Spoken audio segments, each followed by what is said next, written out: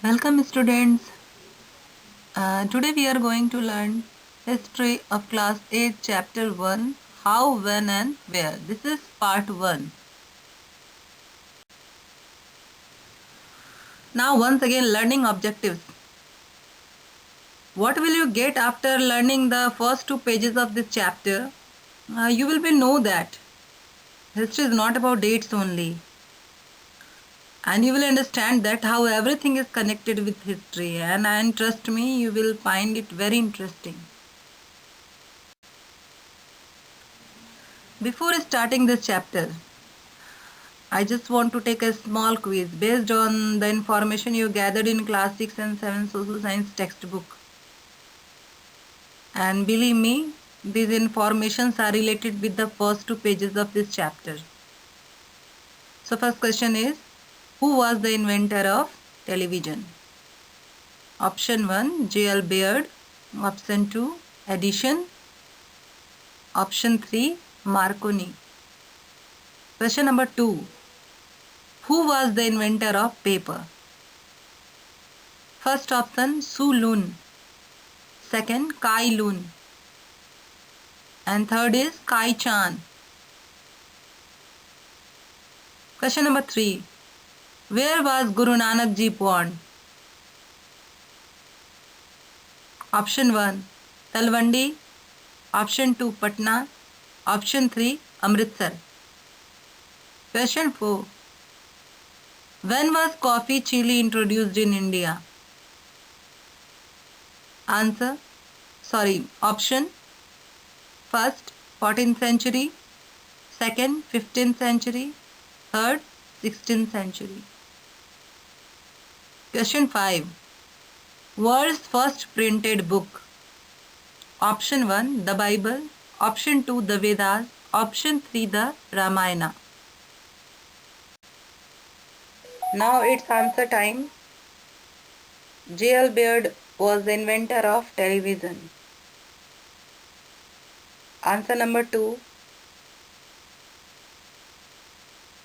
Kai Lun was the inventor of paper.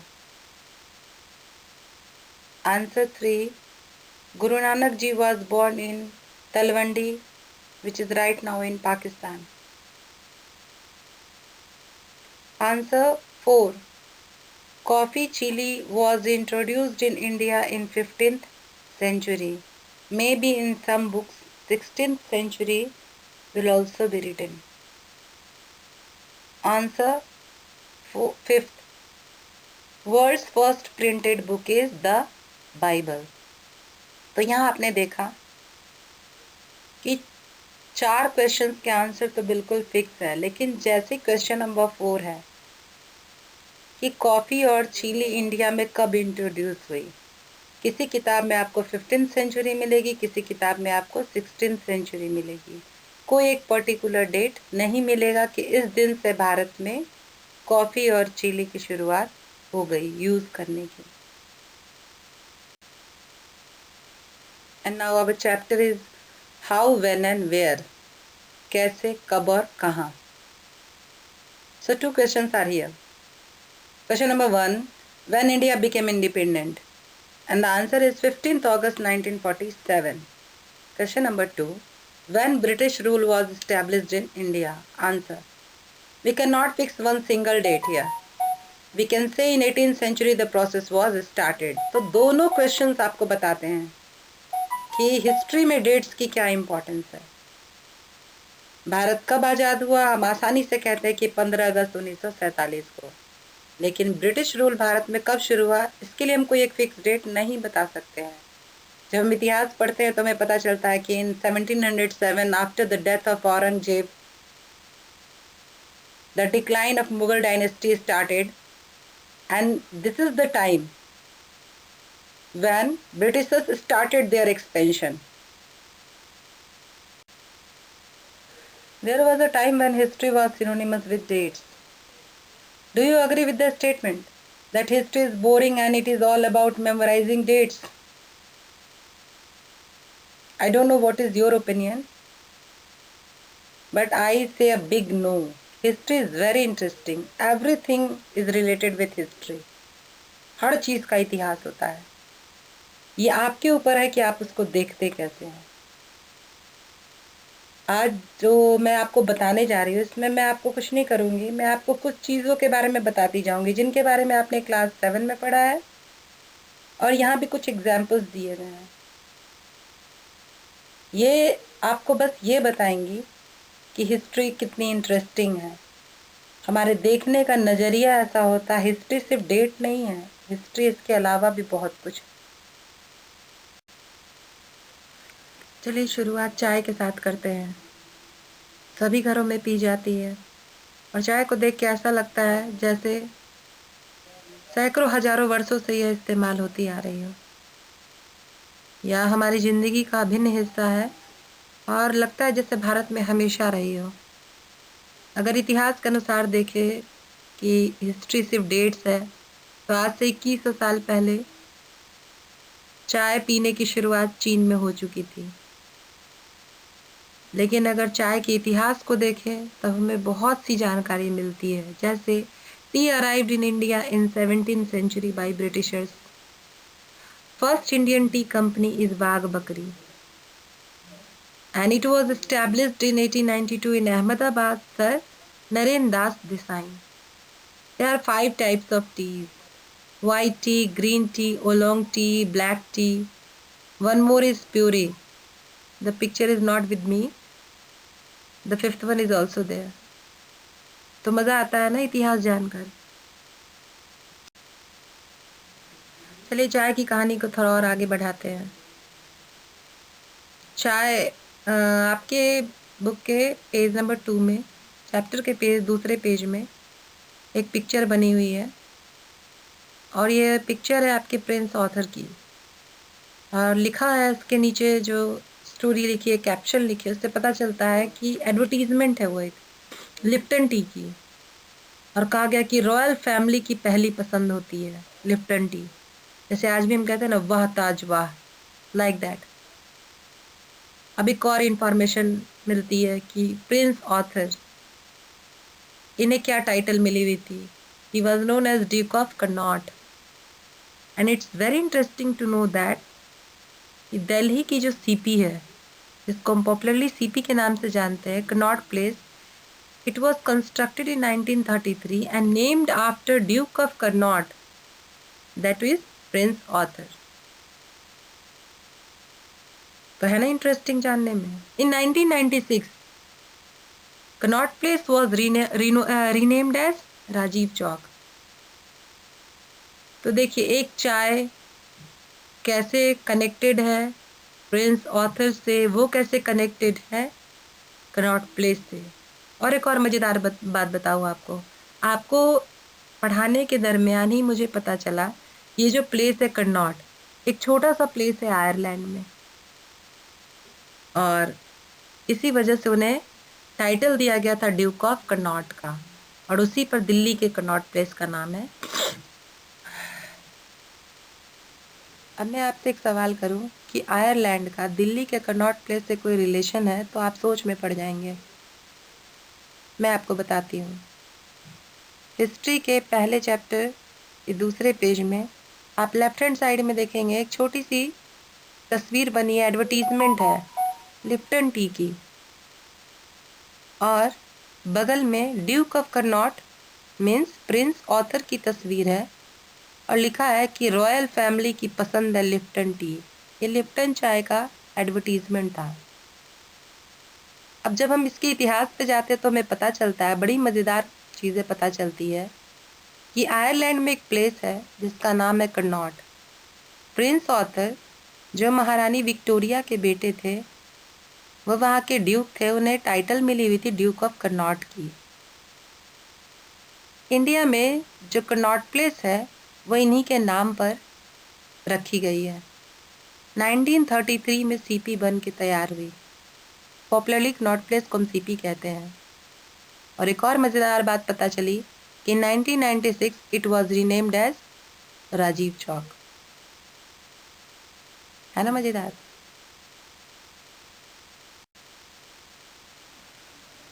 After tea coffee, आज मैं आपको छोटी छोटी स्लाइड्स के थ्रू बस यही बताऊंगी की हिस्ट्री सिर्फ डेट्स नहीं है, और भी बहुत कुछ है। मज़ेदार मज़ेदार कहानियाँ हमें जानने को मिलती हैं, अच्छी अच्छी इन्फॉर्मेशन मिलती है। जैसे टी, कॉफ़ी, टोमेटो, पोटैटो हमने पढ़ रखा है कि क्लास 7th की हिस्ट्री के पहले चैप्टर में, कि इनके बारे में हमें तब पता चला when Portuguese and Britishers came to India. Earlier we don't know about tea and coffee, tomato, potato. So here is coffee. Origin is in Ethiopia. Used as drink in Yemen. Types of coffee. Coffee Arabica. Coffea canephora. And after water and tea is the most popular beverage.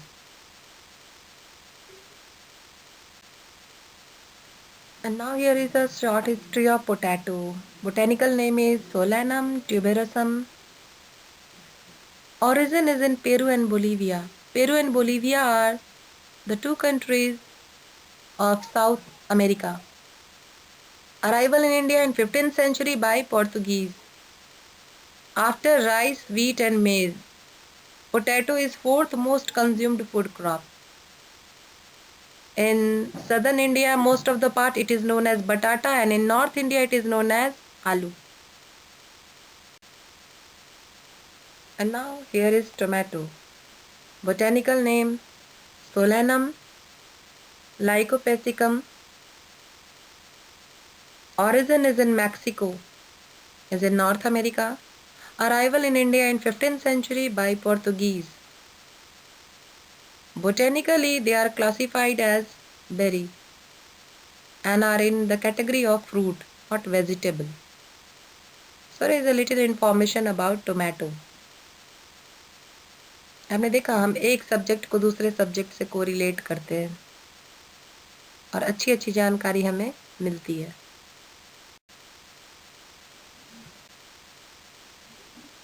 And now here is chili. Botanical name Capsicum annum.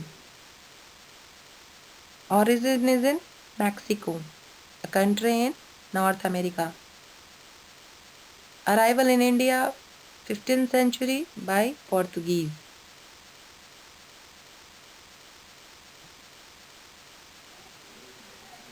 चलिए T, coffee, tomato, potato के बाद अब हम बात करते हैं television की. Invented by J.L. Baird. Mechanical television की इन्वेंशन की थी इन्होंने.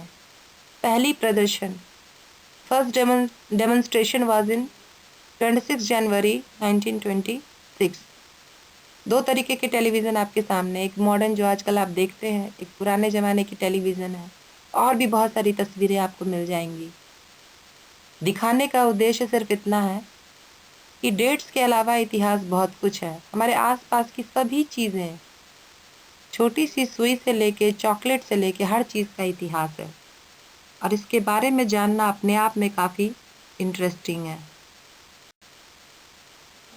मैंने आपको जो भी चीज़ें बताई, जिन जिन प्लेसेस के नाम हैं, उनको जब आप एक वर्ल्ड मैप पर देख लेते हैं तो आपका ये एक्सपीरियंस और पक्का हो जाता है. फॉर एग्ज़ाम्पल नॉर्थ अमेरिका की सबसे लेफ्ट हैंड साइड में नॉर्थ अमेरिका का मैप है, और वहीं पर आप ढूंढेंगे आपको मैक्सिको मिल जाएगी. साउथ अमेरिका में आपको पेरू और बोलीविया मिल जाएगी. अफ्रीका में आपको इथियोपिया मिल जाएगा, जहाँ कॉफ़ी की शुरुआत हुई. सऊदी अरेबिया के पास आपको यमन मिल जाएगा एशिया में, जहाँ पर कॉफ़ी पीने की शुरुआत होती है.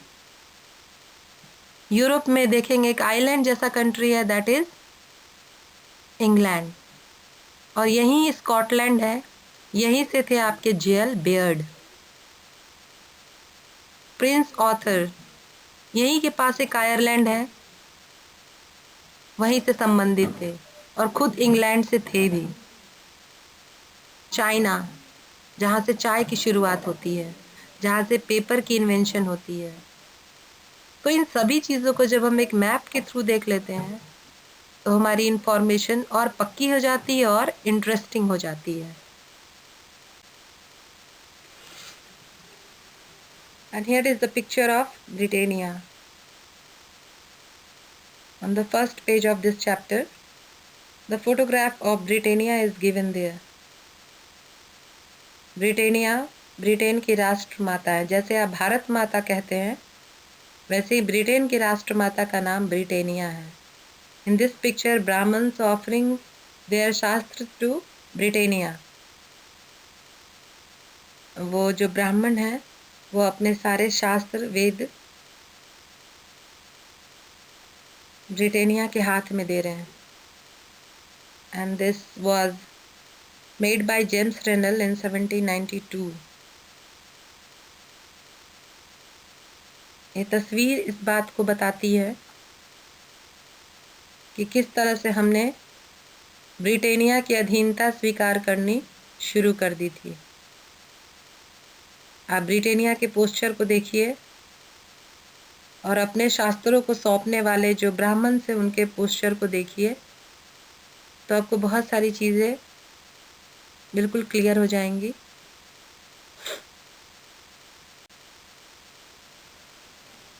तो अब तक आपको जो मैंने बताया वो आपको कैसा लगा? और वास्तव में आपका चैप्टर शुरू होता है यहाँ से। बहुत सारे उदाहरणों के बाद आपके चैप्टर के पहले पेज पर जो तस्वीर है, that is the image of Britannia, female personification of Britain. जैसे आप भारत माता की जय बोलते हैं, भारत माता हमारी माँ है, देश को माँ के रूप में मानते हैं, वैसे ही ब्रिटेन के लोग ब्रिटेनिया को माँ के रूप में मानते हैं। There's a picture by James Rennell, a famous cartographer. You know who is cartographer? A person who makes map is known as cartographer. So in this picture, Brahmins are offering their shastras to Britannia. ब्राह्मण अपने शास्त्रों को ब्रिटेनिया को दे रहे हैं। ब्राह्मण के posture देखिए, ब्रिटेनिया के पोस्चर को देखिए। अपने शास्त्रों को उनके हाथ में देने का मतलब है कि उनकी अधीनता को स्वीकार करना। तो यहाँ से आप देखेंगे कि हमारे किताब में असली हिस्ट्री की शुरुआत होती है। आगे की स्टोरी पार्ट 2 में मिलेगी आपको। Now it's assignment time. So first question is who was James Rennell? Second question is what do you mean by cartographer? Third question is what is archive? And now thoughts. Collect information about female allegory of India, Germany and France. Stay home and stay safe. Be creative. Thank you.